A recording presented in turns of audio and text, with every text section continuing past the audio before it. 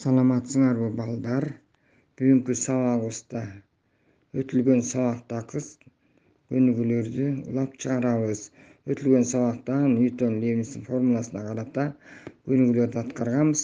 Бүгүнкү сабакта дагы ошого карата дагы көнүгүүлөрдү аткарабыз. Бул мисалда басылдар тригонометриялык функциялар берилиптир. Ал татаал функция экен. Ошо татаал функциянын баштапкысын табат экенбиз. Демек, синус 3х минус пи бөлүнгөн 4 дельта x'тин баштапкысы 3 деген баа биз түшүндүргөн k'га окшош. Демек, минус 3төн 1 көбөйтүүнүн алдына чыгып кетет дагы косинус 3х минус пи бөлүнгөн 4 болуп калды. Эми шарт боюнча баягы тире сыгынсып туруп жогорку жана төмөгүн чегин коебуз. Барабар жогорку чегин коелу x'тин ордуна. Демек, 3түн көбөйтүү пи бөлүнгөн 4 койсок 3 пи бөлүнгөн 4 болду, минус пи бөлүнгөн 4. Экинчи 0ду коебуз. Демек, x'тин ордуна 0ду койсок 0 болуп кетет да, минус пи бөлүнгөн 4 барабар. Биринчи бул жөнөкөйлөтөбүз. Башкача айтканда 4төн 3 пи минус 4төн пини кемитсек,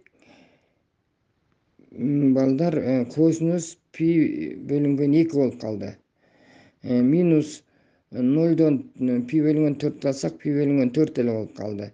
Эми карайлы бул жерден барабар минус 3төн 1 косинус пи бөлүнгөн 2ден 0го барабар. Ал эми косинус пи бөлүнгөн 4тү тамырасында 2 бөлүнгөн 2ге барабар.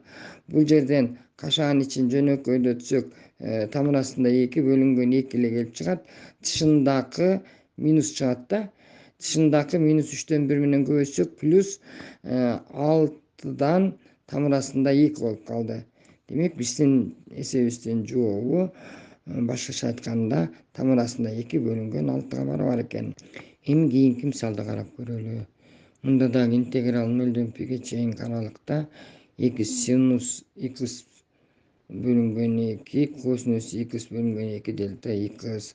Бул дагы татаал функция экен. Анын үчүн могу берилген функцияны биз жөнөкөйлөтүп алышыбыз керек экен. Мунун формуласы бар тригонометрия теңдештиктерде. Ошонун негизинде интегралдын алдындагы функция синус 2 көбөйтүлгөн 2ден x дельта x болот. Бул жерден 2 менен 2 кыскарып кетет дагы синус x дельта x калды. Эми синус x'тин баштапкысын биз билебиз.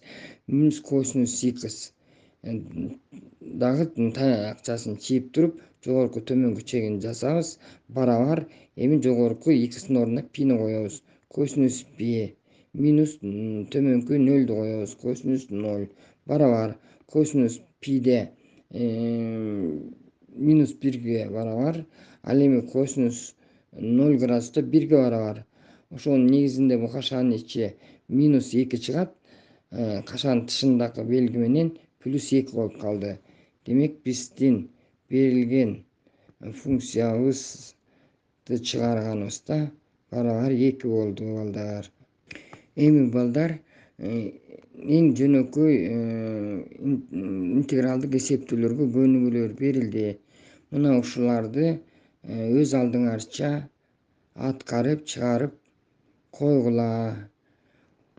Урматтуу окуучулар, эскертүү: ушул берилген видео сабактардын баардыгын тең тетрадыңарга калтырбай жазгыла. Ушу менен сабагымды аяктадым. Эмки сабакка чейин саламатта болгула балдар.